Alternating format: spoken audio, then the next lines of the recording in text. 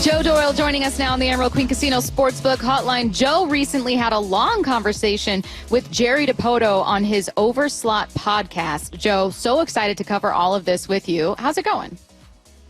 How you doing, Stacy? Bump, go Cougs.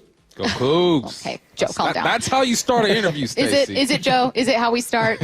You know what? My question for you is kind of how to start an interview. I got to be honest. Props to you. If I were to sit down for like a 45-minute conversation with Jerry Dipoto, I'd be like, where do I even start? Like, this is such a big conversation.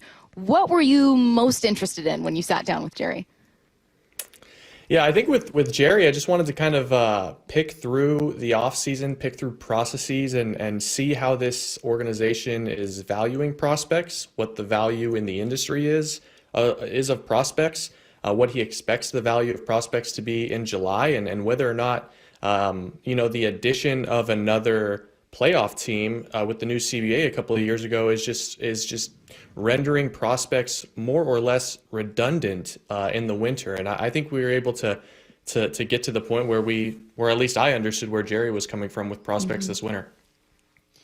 It's the prospect conversation is touchy, right? I think that some fans don't value the prospects at all. Other fans are saying, well, just throw a prospect in a trade and maybe something big is going to happen. How do you think Jerry in the game values the prospects? And if you can give an idea of just how valuable prospects are in the game right now, please do. Yeah, I mean, I think Jerry and the organization think that prospects are exceptionally valuable. And I just think from a baseball perspective, if you rewind to where this organization was in 2017, 2018, and to a lesser extent 2019 when the rebuild began, the farm system was absolutely empty. So whether you're spending $300 million a year or $150 million a year, you have to have a farm system. You have to have reinforcements. It's just a currency in baseball. And if this organization wants to make trades in the winter and in July, they have to have them. Where I came to understand what Jerry believes the value of a prospect is right now, at least in today's given climate, is I think he's ready to move them. I think he's ready to trade prospects. He talked about this being the biggest competitive window for the organization since he's been here, and that they've pushed chips in and they've tried to make big deals in the past. And he feels as though they are still in that window. Unfortunately for the organization, for Jerry, for the front office, there just wasn't a lot of avenues for those trades to take place where, he made a good point. He goes, there are always going to be teams that want one of your top five or two of your top five prospects. But during the winter, there just aren't organizations that are looking for players in the 8 to 20 range in any organization, which is how the organization landed guys like Randy Arozarena in the past. So it's a tricky climate right now for the front office, and Jerry did reinforce that, hey, if the deal was out there to be made, they were interested, but nothing came to pass. You guys also had a conversation, Joe, about the T-Mobile Park factors and whether or not that in their mind alters their performance, adds context to their performance. One of the things that's always interested me is whether or not they draft, develop, trade with the park in mind. What did you learn from this conversation with Jerry? Yeah, I think that was probably my biggest takeaway from the entire conversation is just how important having a headstrong, mentally tough player is coming into this organization. They're looking for guys that are okay with failing, and that T-Mobile Park is going to lead to more failure than other parks will.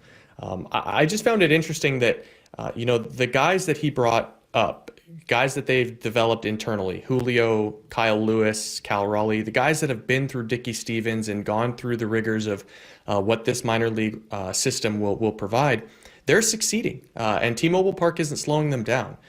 I also found it a little interesting that there was almost a surrenderist mindset from Jerry, where it's like, hey, we're probably not going to put together a top 5 offense because 81 games are played at T-Mobile Park. But if you guys can go out and grind and win 3-2 ball games at T-Mobile Park and then go let it eat on the road, that's kind of the mentality that you have to take into being a Seattle Mariner. And so I thought that was some nuance in terms of, don't expect to score 8 runs a game at home, but expect to grind, expect it to be difficult, and it's going to be a lot more fun on the road.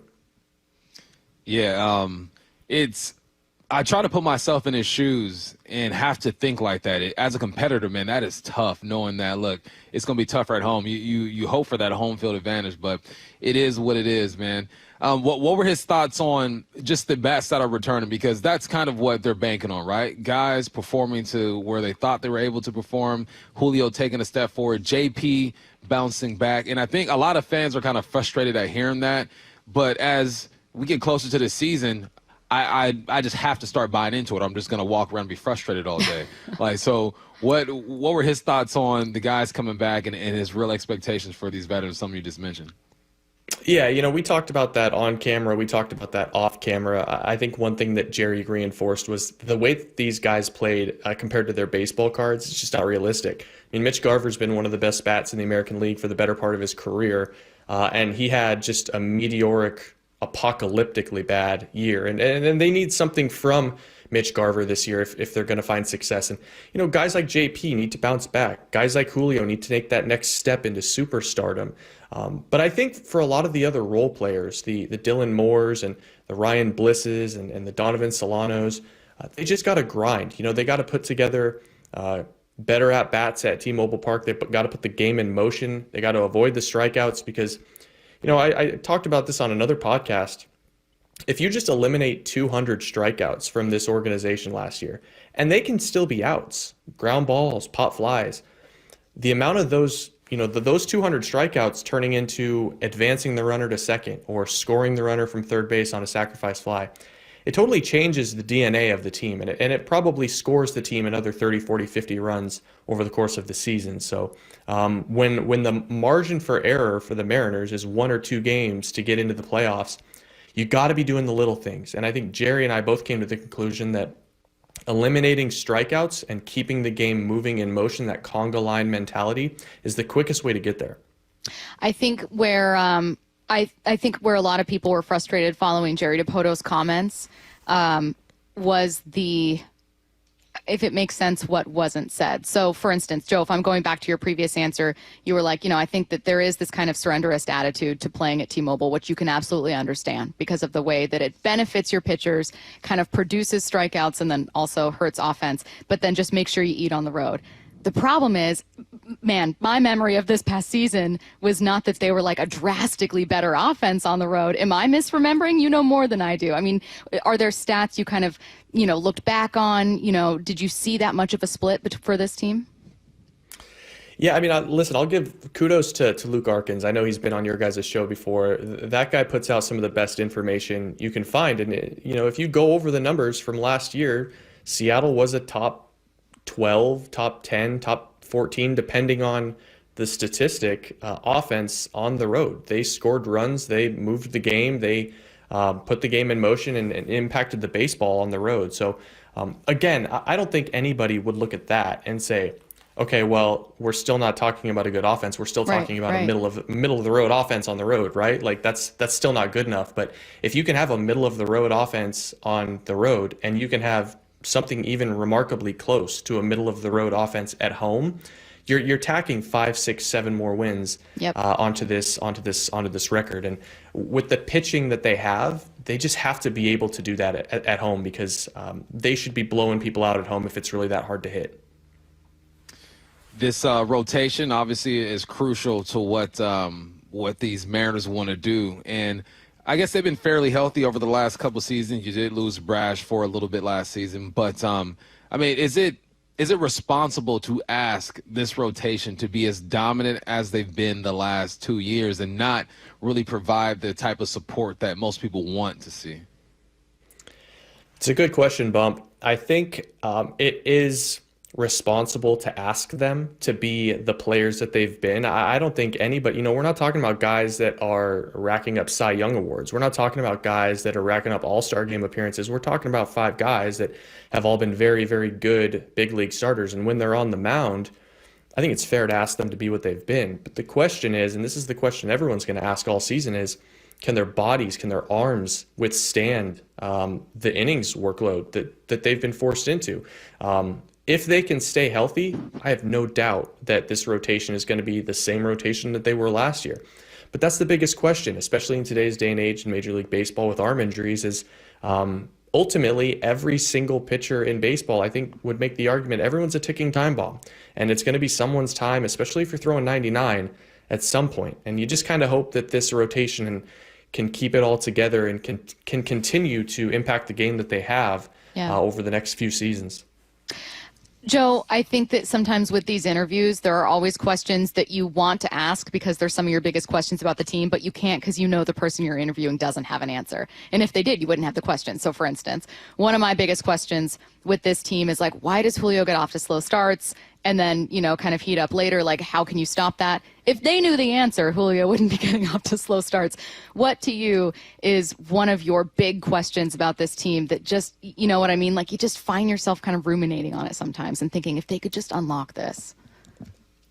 Yeah, I mean, it's almost what the team isn't. The question that I respect Jerry, and I didn't want to ask the question, but I wanted to sit down and just say, hey, man, how much different does this job, how much different does this team look like with a $190 million payroll? For sure. I mean, I know it's brought up everywhere, and I know it's lamented on social media and everything like that. But Jerry is ultimately, he serves his owners, and the owners they're the ones that give the marching orders. And I think I've long been a fan of what Jerry has been able to accomplish with the resources that he's been provided. I don't think he's always the greatest public relations representative, but from a baseball operations standpoint, I think he does a great job. So my question would very, very simply be, Jerry, like, how much does it bug you that this isn't a $190, $200 million payroll? Right. I think it's that simple. Or like, what's the move you would make, right? Because there is parts Sure. of what Jerry does where you go, I think even with a higher payroll, there are certain things that he truly believes about team building. But yeah, I'm right with you, man. It's like, what would there be a name or two here that that we wouldn't expect? And the thing is, it's not even the boy, if I had $40 million more this winter, I could go get Pete Alonso. How much different would this organization look with Pete Alonso or Alex Bregman?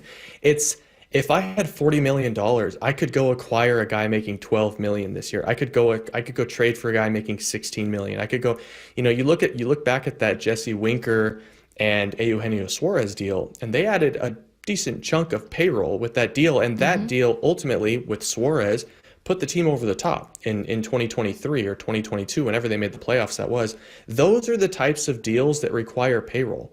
It's not the big 5-year, $160 million free agent that this team is missing out on.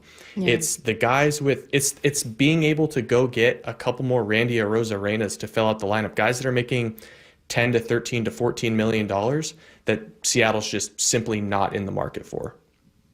All right. He is Joe Doyle. And go check out this interview. Joe, we always love our interviews with you. This was also a phenomenal interview with Jerry. Joe Doyle's Over the Slot podcast. It is a long one. If you've got a drive to do, there's a ton in here. He also talked to Jordan Schusterman. We didn't even talk about Jordan, but Jordan's the best. So go check out this podcast. Yeah, I love Fantastic Jordan. listen. Thanks so much, Joe. We appreciate it. Thanks, Joe.